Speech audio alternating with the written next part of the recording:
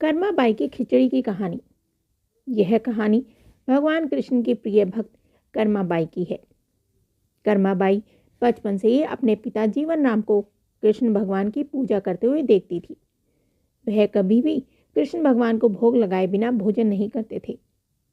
जब कर्मा बाई 13 साल की हुई तब एक दिन जीवन राम को तीर्थ पुष्कर स्नान करने के लिए जाने की इच्छा हुई।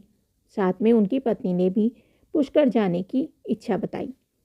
जीवन राम अपनी बेटी को भी ले जाना चाहते थे, लेकिन मुश्किल यह थी कि अगर वह सब घर से बाहर चले गए तो भगवान कृष्ण को भोग कौन लगाएगा। तब जीवन राम ने इस काम की जिम्मेदारी कर्मा बाई को सौंपी और कहा कि देखो बेटी कर्मा, सुबह भगवान कृष्ण को भोग लगाने के बाद ही तुम भोजन ग्रहण करना। कर्मा ने भी अपने पिता की हाँ में हाँ मिला दी।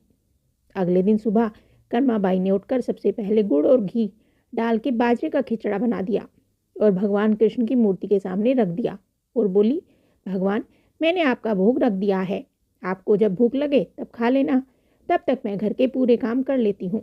इतना कहकर कर्मा अपने कामों में लग गई।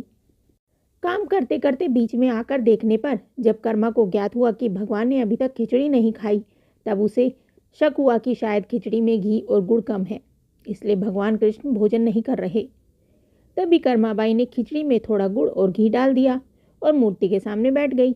वह बोली, भगवान, मेरे पिताजी जब खिलाते हैं तब तो आप खा लेते हो, तो आप क्यों नहीं खाते? अभी तो पिताजी बाहर गए हैं, उन्हें आने में बहुत दिन लगेंगे।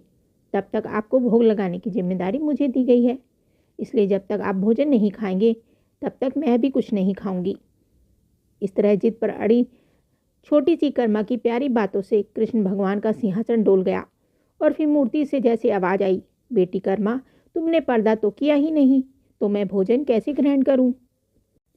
तब कर्माबाई ने मूर्ति के आगे अपनी चुनरी का पर्दा किया और कुछ समय बाद ही कृष्ण मूर्ति के सामने रखी खिचड़ी की थाली खाली हो गई। अब कर्मा रोज सुबह सबसे पहले कृष्णा को बाजरे की खिचड़ी खिलाती और बाद में खुद भोजन करती। कुछ दिनों बाद घर लौटने पर कर्मा के माता पिता कृष्ण की लीला देखकर दंग रह गए।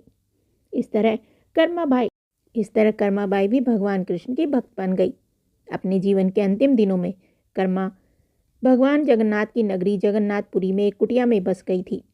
वहां पर एक दिन कर्मा बाई की कुटिया के सामने एक तेजस्वी कांति वाला बालक आया। उसने कर्मा बाई से कहा, मुझे भूख लगी है, माँ खाना दो। उस वक्त भी कर्मा अपने भगवान कान्हा को खिचड़ी का भोग ही लगा रही थी। कर्मा ने उस बालक को भी खिचड़ी खिलाई। उसके बाद से वही बालक हर रोज कर्मा के हाथ की खिचड़ी खाने आता था। यह सिलसिला कई वर्षों तक चलता रहा।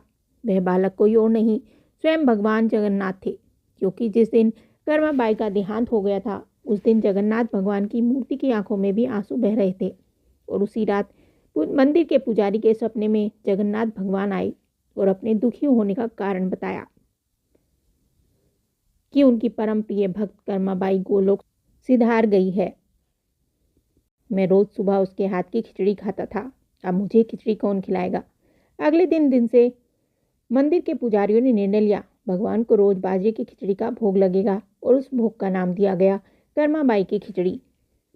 बोलो कृष्ण भगवान की जय। ये कहानी आपको कैसी लगी हमें कमेंट करके ज़रूर बताएं। साथ ही वीडियो को लाइक करें, चैनल को सब्सक्राइब करें। धन्यवाद।